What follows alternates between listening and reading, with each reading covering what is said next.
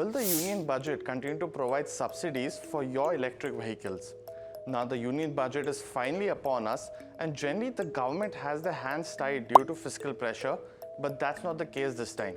Strong tax collections as well as RBI's big bonanza of roughly 2.11 lakh crores via dividend gives them a good cushion to have higher spending in this particular budget. Now, some reports suggest that a populist budget could be on the cards, and according to Jeffries, the government can please everyone with a higher capex as well as a higher social spending while maintaining fiscal discipline as well. Now, for the auto sector specifically, these 5 measures in the budget could boost demand and also lead to savings for you. The first one is the FAME subsidy. Now, the government has essentially subsidized you to buy an electric vehicle under the FAME scheme. The government's FAME 2 subsidy scheme ended on March 31st of 2024 after an extension of about 2 years and was replaced by the new EMPS scheme, which came into effect post that. Now, the new scheme was just around 500 crores of budget outlay versus 10,000 crores of the previous FAME 2 scheme, which was extended till July of 31st. But the new EMPS scheme has reduced the benefits of owning an EV vehicle by roughly 50%, which resulted in demand slowdown, especially for electric two-wheelers, and companies have been forced to launch cheaper variants of the electric scooters. The likes of Ola Electric, TVS Motors, as well as Bajaj Auto have already launched cheaper scooters as a reaction to this particular scheme. Now, the second key measure is of course the PLI benefit, which remains the mainstay demand for the auto industry. This production-linked scheme was introduced to boost employment and manufacturing as well for the automakers. Currently, we have seen the pace of approving the companies who had applied for these particular eligible PLI benefits has been slightly slower, but certain companies like Sona BLW are eligible for these benefits. Specifically, PLI benefits for someone like an advanced cell chemistry or ACC for battery makers like Amara Raja are yet to be opened, and faster turnarounds and more specific such PLIs could benefit the industry more so. Faster compliance of the PLI schemes as well as fund releases on a quarterly basis for higher EV adoption could be one of the other measures that the industry could be looking out for.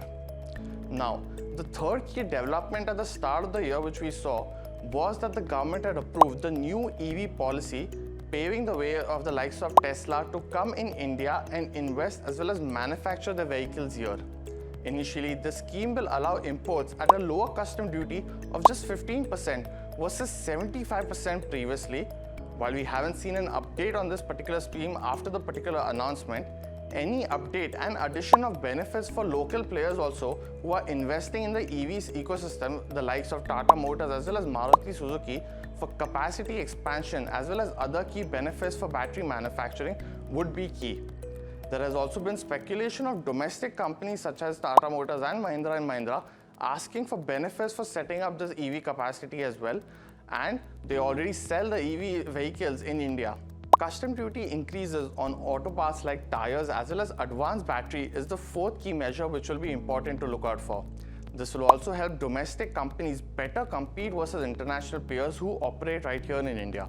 Back in 2021 budget, we had seen a hike in custom duty with an increase of 15% on certain auto parts.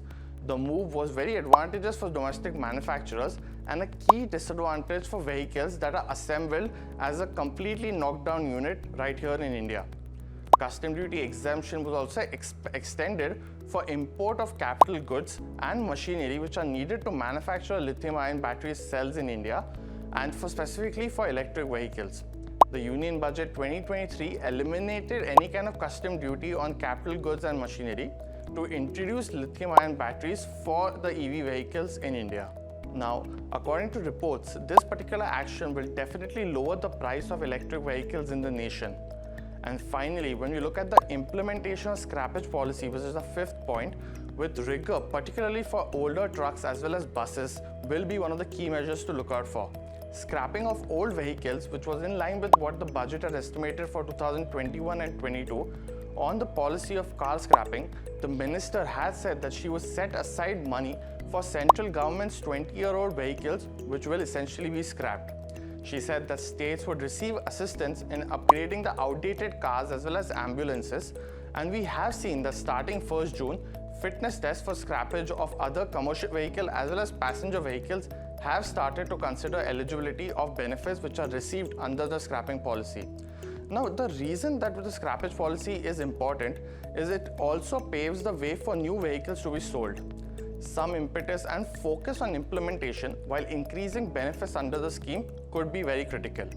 Now, when we look at stocks specifically, Jeffrey feels a popular way to play this whole auto theme could be through Maruti Suzuki, which could likely benefit from populist measures amid a rural push as well as, paving the way for much more demand.